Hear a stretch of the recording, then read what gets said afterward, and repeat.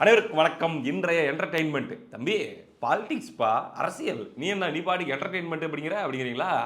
அது தாங்க என்டர்டெயின்மெண்ட்டாக மாறி நிற்கிது. அதை பார்க்கும்போது உண்மையிலேயே நமக்கு என்டர்டெயின் ஆகுது. நான் தான் உங்ககிட்ட சொல்லியிருந்தேனே, சொல்லிகிட்டே இருந்தேனே, பல மாசமாக சொல்லிட்டு இருந்தேனே, தேர்தல் நெருக்கத்தில் திமுக கூட்டணிக்குள் நடக்கும், வெடிக்கும். இது நடக்கலைன்னா என்னன்னு கேளுங்க அப்படின்னு சொன்னா நடக்க ஆரம்பிச்சிருச்சு. அதை நம்ம ஏற்கனவே பார்த்துட்டு இருந்தோம். இன்னைக்கு புதுசாக ஒன்று நடந்திருக்குது. அதை நம்ம பேசாமல் விட்டோம்னா அப்புறம் நம்முடைய நண்பர்களுக்கு, நம்முடைய பார்வையாளர்களுக்கு நம்ம பண்ணுற மரியாதை அப்புறம் எப்படி சரியாக வரும்? அதனால் அதை பண்ணியே ஆகணும். என்ன அப்படின்னா, இப்போ ராமதாஸ் ஐயாவை இது ஒரு முக்கோண காதல் மாதிரி கண்ணா பின்னாடி போது. இருங்க ஒரு நிமிஷம், ஒரு ஆர்டரில் யோசிச்சுக்கிறேன். இப்போ ராமதாஸ் ஐயாவை திமுக கூட்டணியில் கொண்டு வரலாமா அப்படின்னு சொல்லி ஸ்டாலின் ஐயா யோசிக்கிறாரு. இந்த வன்னியர் ஓட்டில் அட்லீஸ்ட் ஒரு குறிப்பிட்ட அளவு நம்ம கன்சாலிடேட் பண்ணிக்கலாமா அப்படின்ட்டு. இல்லை அப்படி கூப்பிட்டு வந்தீங்கன்னா அது விளங்காது, சரி வராது. நாங்களும் அவங்களும் ஒரே அணியில் இருந்து இது வரைக்கும் உருப்பட்டதா சரித்திரமே இல்லை. அவங்களுக்கு அகேன்ஸ்டான ஓட்டு தான் எங்களுக்கு அகேன்ஸ்டான ஓட்டு தான் அவங்களுக்கு. அதனால ஒரு அணிக்குள்ளே வரதா இருந்தால் நாங்கள் வெளியே போகிறோம், கூப்பிட்டுக்கிறத கூப்பிட்டுக்காங்க, நான் போகிறோம் அப்படின்னு சொல்லி தோழர் திருமாவளவன் அவர்கள் எடுத்து ஒரு பாயிண்ட்டை வைக்க, இருங்க உங்கள் 2 பேருக்கு சேர்ந்தாப்புல ஒரு சமாதானமாக நான் ஒரு டீலிங் போடுறேன் அப்படின்னு சொல்லி காங்கிரஸ் இந்த இடத்துல உள்ளே வருது. காங்கிரஸ் நிலைமையே திமுக கூட்டணிக்குள்ள இருக்குமா இருக்காதா அப்படிங்கிறது கவலைக்கிடமா இருக்கக்கூடிய இந்த சூழல்ல காங்கிரஸ் விசிகாவுக்கும் திமுகவுக்கும் பாமகவுக்கும் நடுவுல உறவு பாலமாக வேலையெல்லாம் பார்த்தா இந்த நேரத்தில் கடுப்பு ஆவாங்களா ஆக மாட்டாங்களா? காங்கிரஸ்காரங்களே கடுப்பு ஆவாங்க. அதை விட விசிகாரங்களுக்கு எவ்வளவு கடுப்பாகும்? யாருன்னா நம்ம செல்வ பெருந்தகை. ஆமாங்க, திமுகவுடைய மாநில காங்கிரஸ் பிரிவு தலைவரா? இல்லை காங்கிரஸுடைய மாநில தலைவர். ஆமாம், அகில இந்திய காங்கிரஸுடைய தமிழ்நாடு தலைவர். பாருங்க, பொறுப்பு கூட டப்புன்னு நமக்கு மறந்து போயிருது. அவர் புதிய தலைமுறைக்கு கொடுத்த பேட்டியில் ரொம்ப பகுமானமாக உட்காந்துக்கிட்டு, அது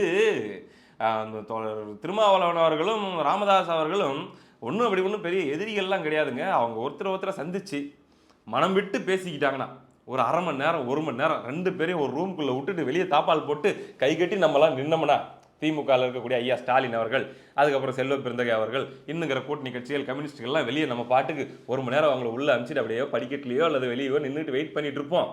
1 மணி நேரம் அவங்க 2 பேரும் மனசை விட்டு பேசிட்டாங்க. வெளியே வரும்போது சிரிச்சுக்கிட்டே கை கோத்துக்கிட்டே வருவாங்க. அப்போ சால்வ் ஆயிருமில்ல, மனசை விட்டு பேசுங்க திருமா அப்படின்னு சொல்லி செல்வ பெருந்தகை அவர்கள் சொல்ல வந்துச்சு. பாருங்க கோவம் விசிகாவுக்கு. எதுக்கு இந்த கோவம் வந்துச்சுங்கிறதுக்கு பின்னாடி ஒரு சின்ன கதை இருக்குது. என்னன்னா, இதுக்கு முன்னாடி காங்கிரஸுக்கும் திமுகவுக்கும் பஞ்சாயத்து ஓடிட்டு இருக்கும்போது ஒரு தடவை விசிகா சார்பில் ஏதோ சில கருத்துக்கள்லாம் சொன்னாங்க.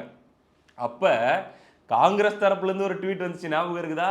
மாணிக்கம் தாகூரா இல்லை இன்னொருத்தரா, சரியா ஞாபகம் இல்லை, லக்ஷ்மண ரேகை பாருங்க, நீங்களும் நாங்களும் ஒரே கூட்டணியில் இருக்கிறோம் அப்படின்றதுக்காக எங்கள் கட்சி என்ன முடிவு எடுக்கணும் அப்படிங்கிறதெல்லாம் நீங்கள் முடிவு பண்ணக்கூடாது, அந்த பார்டரில் நில்லுங்க, இல்லைன்னா நல்லா இருக்காது, தோழமை கட்சிகளுக்கு நான் சொல்லிவிட்டேன் அப்படின்னு காங்கிரஸ் தரப்புலேருந்து அப்போ வந்துச்சு. எங்களுக்குலாம் அட்வைஸ் பண்ணுற வேலை வச்சுக்காதீங்கன்ட்டு.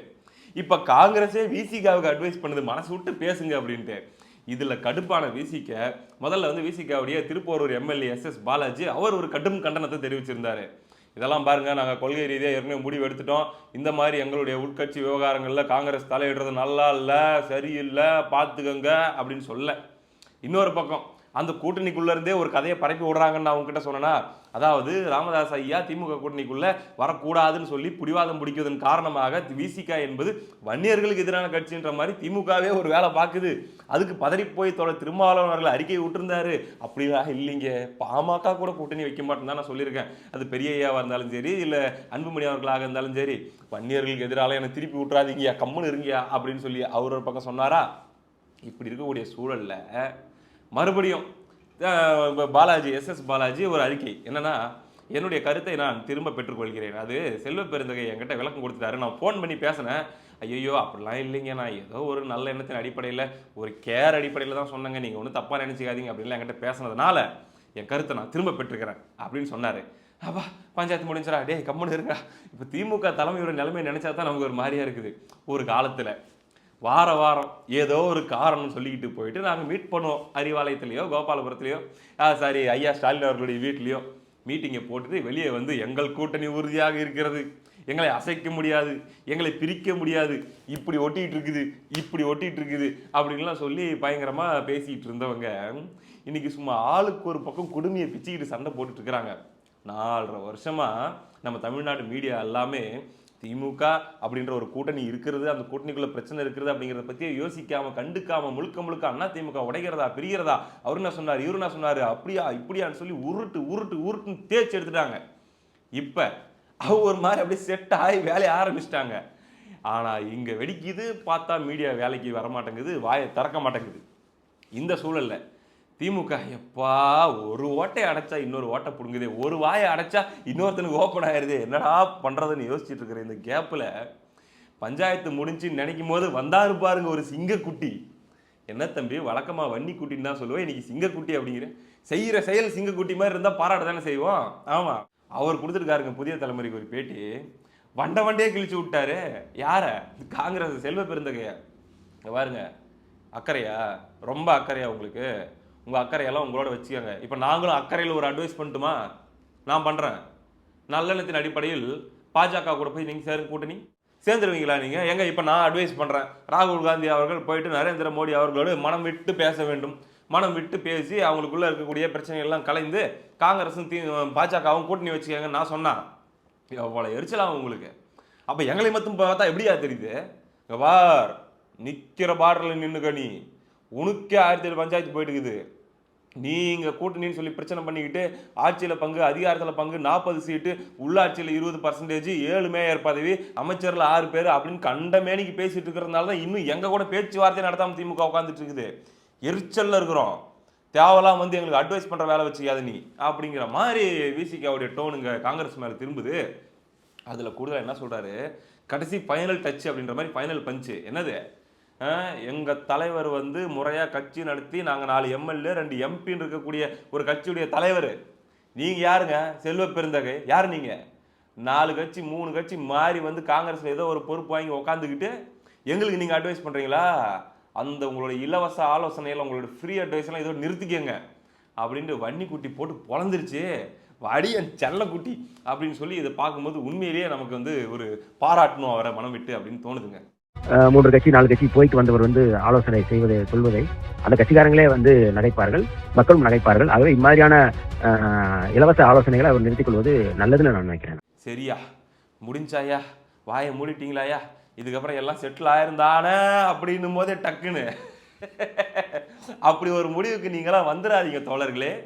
திமுக இண்டி கூட்டணி தோழர்களே, அதுக்கு ஓட்டு போடலாம், நம்ம கூட்டணி நல்லா விளங்கும்னு நினைச்சிட்டு இருக்கிற 6 உடன்பிறப்புகளே, அப்படி ஒரு முடிவுக்கு நீங்க வந்துடாதீங்க. இதோ உங்களுக்காக வருகிறது அடுத்த சர்ப்ரைஸ் அப்படின்னு சொல்லி திமுகவுடைய அமைச்சர் ராஜா கண்ணப்பன் அவர்கள் ஒரு மேடையில் தோன்றி, சே என்னங்க பண்றது, கூட இருந்துகிட்டு உசுரை வாங்குறாங்க. அதாவது ஒரு காலத்துல 67 வரைக்கும் நீங்க ஆட்சியை பிடிச்சிங்க, இருந்தீங்க, செஞ்சீங்க அப்படிங்கிறதுக்காக இன்னும் அதே பில்டப் கொடுத்துனுக்கிறீங்க. அந்த காலம்லாம் முடிஞ்சு போச்சு. சும்மா ஒருத்தர் 2 பேர் கட்சியில் உட்காந்துக்கிட்டு ஏயா எங்க ஊசுரை வாங்குறீங்க? யார? காங்கிரஸ? இப்போ காங்கிரஸ்ல ஒரு காலத்து 67 வரைக்கும் காங்கிரஸ் இப்போ வர முடியுதா?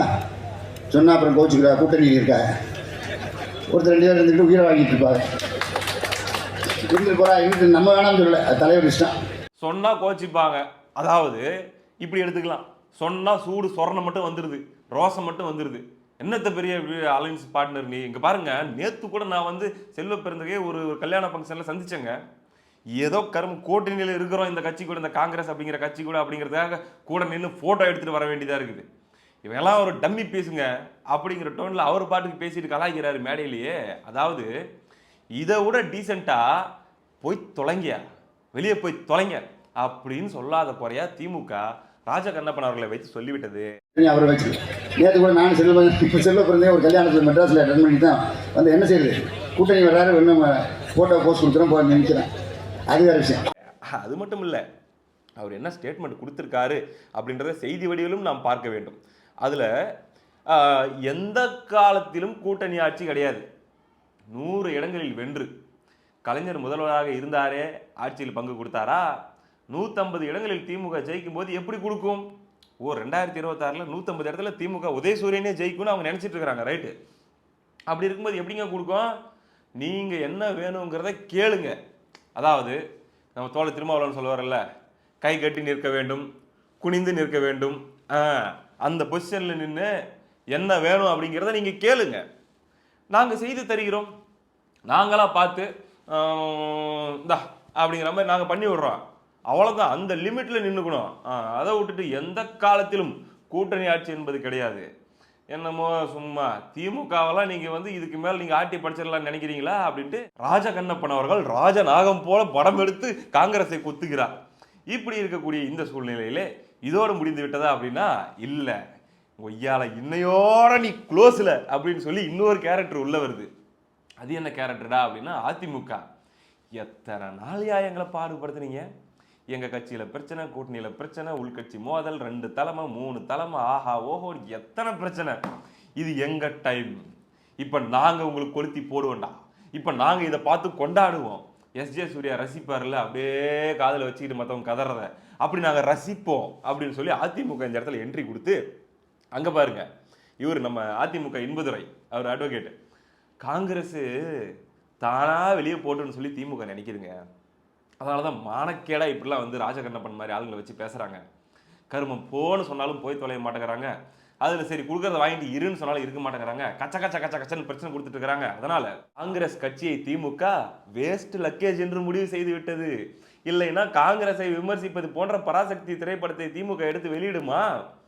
திமுகவுக்கும் காங்கிரஸுக்கும் இடையான உறவு கலந்து விட்டது. அவங்களுக்குள்ள பிரேக்கப் ஆக போகுதுங்க. அவங்களுக்குள்ள வந்து பார்த்தீங்கன்னா நல்லா அண்டர்ஸ்டாண்டிங்கே இல்லை. இவங்க வந்து பார்த்தீங்கன்னா வெளியே கப்பிள்ஸ் மாதிரி ஒன்றா சுற்றுறாங்க. ஆனால் இவங்க வந்து இவங்களுக்குள்ள ஒரு பயங்கரமான போரே நடந்துட்டு இருக்குது. எப்படி எந்த நேரத்தில் ஏமாந்தா யாருக்கு யார் விஷம் வைக்கலாம் அப்படின்னு சொல்லி சில கப்பிள்ஸ் இருப்பாங்களோ அந்த மாதிரி இந்த காங்கிரஸ் டிஎம்கே கப்பிள் இருக்கிறாங்க. அதனால வந்து இவங்க ஒன்றா இருக்கிறாங்க, நீங்கள் நம்பாதீங்க. அவங்களுக்குள்ள இருக்கிற உறவு கசந்து விட்டது. திமுக கூட்டணியிலிருந்து காங்கிரஸ் தானாக வெளியேற வேண்டும் என்று திமுக பல்வேறு நடவடிக்கையில் ஈடுபட்டு வருகிறது. போய் தொலைங்க அப்படின்ற மூட்ல திமுக இருக்குதுங்க அப்படின்னு சொல்லி என்ஜாய் பண்ணுகிறது அதிமுக. இது உண்மையாப்பா அப்படின்னு நம்ம பார்த்தோம்னா வேற மாதிரி தகவல் வருது. நம்ம கொடுக்கறத காங்கிரஸ் வாங்கிக்கிறதா இருந்தால் வாங்கிக்கிட்டோம், இல்லை ஓவரா பண்ணுறாங்க, டிவிக்கே கொடுக்குற ஆஃபரை வாங்கிட்டு டிவிக்கே பக்கம் போகிறாங்க அப்படிங்கிற மாதிரிலாம் ஏதாச்சும் சிம்டம்ஸ் தெரிய ஆரம்பிக்குது, அது கிட்டத்தட்ட உறுதியாக ஆரம்பிக்குது அப்படின்னா காங்கிரஸை உடச்சி விட்ருவோம். அதாவது இப்போ இருக்கக்கூடிய காங்கிரஸ் எம்எல்ஏக்கள்ல 12 பேர் நம்ம சைடு தான் இருக்காங்க. நம்ம ஆளுக்கு தான், பூரா நம்ம பிளேயர்ஸ் தான் உள்ள வச்சிருக்கோம். அப்படி ஒரு முடிவு எடுக்கிறாங்க அப்படின்னா எப்படி வந்து ஏற்கனவே வரலாறுல 2-3 தடவை காங்கிரஸை உடைச்சி அதுக்கு ஒரு பேர் வச்சு அது ஒரு காங்கிரஸ் இது ஒரு காங்கிரஸ்னு பிரிச்சு விட்டோமோ அப்படி இப்பயும் பிரிச்சு விட்டுருவோம். விஜய் கூட ஒரு வேளை போனாங்கன்னா அப்படி பிரிச்சு விட்டு ஒரு காங்கிரஸை நம்ம கூட வச்சுப்போம், 10 சீட்டு 7 சீட்டு அவ்வளோதான். அப்படிங்கிற மோட்லையும் திமுக வந்து ஒரு பிளான் பியை வந்து ஒர்க் அவுட் பண்ணி வச்சிருக்குது அப்படின்ற மாதிரி தகவல்களும் வருகிறது. அதிமுகவுடைய ஆனந்தம் இதோடு நின்று விட்டதா என்றால் இல்லை. எல்லாத்துக்கும் மேல நம்முடைய முன்னாள் அமைச்சர் ஆர்பி உதயகுமார் அவர் பார்த்துக்கணுமே, டாடாடாடாடாடா நம்ம ஊர்லலாம் திண்ணையில் உட்காந்துக்கிட்டு நம்ம பாட்டிங்கெல்லாம் உட்காந்துக்கிட்டு பக்கத்து வீட்டு கதையை பேசுவாங்கல்ல, ரொம்ப என்ஜாய்மெண்ட்டாக அந்த உலகத்தையே மறந்து அப்படியே அந்த மொமெண்ட்டுக்குள்ளே போயிட்டு அதை ரசித்து பேசுவாங்க. அப்படி பேசி வச்சிருக்காரு நம்முடைய முன்னாள் அமைச்சர் ஆர்பி உதயகுமார் அவர்கள். அந்த பேச்சையும் பார்த்துருங்க. கூட்டணி பேச்சுவார்த்தை பேசுறதுக்கு குழு அமைச்சு 3 மாசமா காத்து கிடக்கணும். எங்களை நீங்க கூப்பிடவே இல்லைன்னு மாநில சொல்றாரு. ஆட்சியில பங்கு கேட்போம், அதிகாரத்துல பங்கு கேட்போம் அப்படின்னு மாநில தாக்கல் சொல்றாரு. உங்களுக்கு கூட்டணியில நீங்க தலைமை தாங்கி வலிமையா இருக்கிறீங்களா, முடிஞ்சா மாநில தாக்குற கட்சி பதவியில இருந்து நீ விரோதமா பேசுறேன்னு எடுத்து பாரு பார்ப்போம். ஸ்டாலின் மிகப்பெரிய வலிமையான தலைவர் தானே. ஏதோ இந்தியா கூட்டணி இந்தி கூட்டணின்றீங்களா, எங்க தேசிய ஜனநாயக கூட்டணியை பத்தி நையாண்டி நக்கலும் பண்ணீங்களே, இப்ப உங்க கூட்டணிக்கு ஓட்டு வந்துருச்சா? மாணிக்க தாக்கூர் டெய்லி அறிக்கை வெளியிடுறாரு. உனக்கு துணிவு இருக்கிறதா? எங்க மாணிக் தாக்கூரை வந்து கட்சியை விட்டு தூக்கி பாரு பார்க்கலாம். அவர் தான் உங்களை காரி காரி எழுதி துப்பிட்டு இருக்கிறாரு. எங்க காங்கிரஸ் வந்து அவரை நீக்க வேண்டும் அப்படின்னு சொல்லி திமுக காரங்க ஏதாச்சும் வாயை திறங்க பார்க்கலாம். தரடி நீ வாயை தர அப்படின்னு சொல்லி பயங்கரமா என்ஜாய் பண்ணிட்டு இருக்கிறாங்க. பாவம், அவங்க வழி அவங்களுக்கு தான் தெரியும்.